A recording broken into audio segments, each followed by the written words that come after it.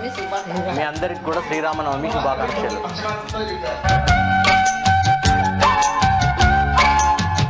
అందరికీ హృదయపూర్వక నమస్కారాలు తెలియజేసుకుంటున్నాను. ముందుగా శ్రీరామనవమి శుభాకాంక్షలు మీ అందరికీ కూడా.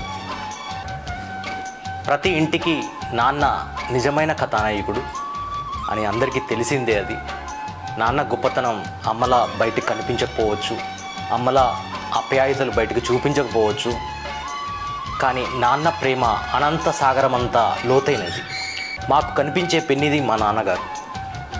మా అందరి అభ్యున్నతికి పాటుపడి ఎందరో విద్యార్థుల బంగారు భవిష్యత్తును తీర్చిదిద్దిన మా నాన్నగారి గురించి ఈ చిన్న ప్రయత్నం చేయడం జరిగింది, డాక్యుమెంటరీ వీడియో చేయడం జరిగింది.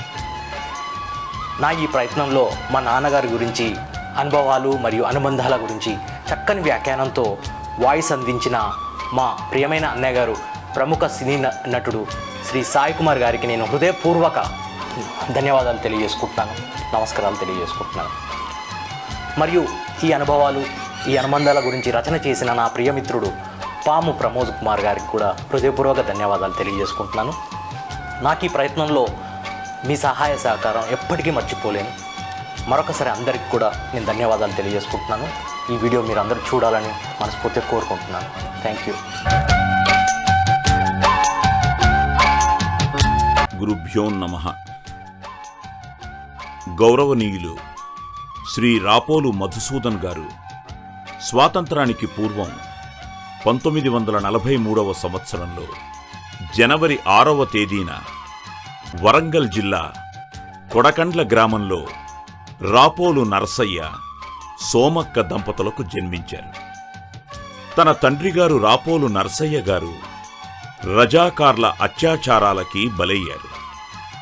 రాపోలు నరసయ్య గారిని చెట్టుకు కట్టేసి తుపాకీతో షూట్ చేసి రజాకార్లు చిత్రహింసలు పెట్టి చంపారు.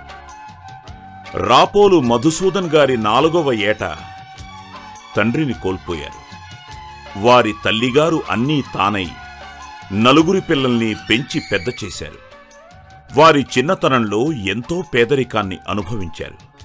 అయినప్పటికీ విద్యాభ్యాసాన్ని ఎంతో శ్రద్ధతో కొనసాగించారు. ఎన్నో కష్టనష్టాలను అధిగమించి వారు బీఈడీని హైదరాబాదులో పూర్తి చేయడం జరిగింది. అటుపిమ్మట ప్రభుత్వ ఉపాధ్యాయుడిగా ఉద్యోగం సంపాదించి తనకిష్టమైన ఉపాధ్యాయ వృత్తిలో నిమగ్నం అయ్యారు.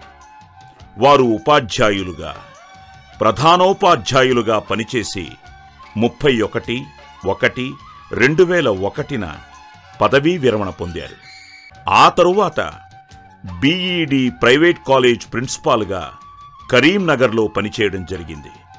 ఉద్యోగ పర్వములో వివిధ పాఠశాలలో పనిచేసి ఎన్నో వేల మంది విద్యార్థుల భవిష్యత్తును తీర్చిదిద్దారు. వారి శిష్యులు నేడు వివిధ హోదాల్లో, వివిధ దేశాల్లో ప్రముఖ స్థానాల్లో వెలుగొందుతున్నారు. రాపోలు మధుసూదన్ గారి వివాహం కుసుమ సుజాత గారితో జరిగింది. వారికి 3 పిల్లలు. మొదటి సంతానం కూతురు నవిత.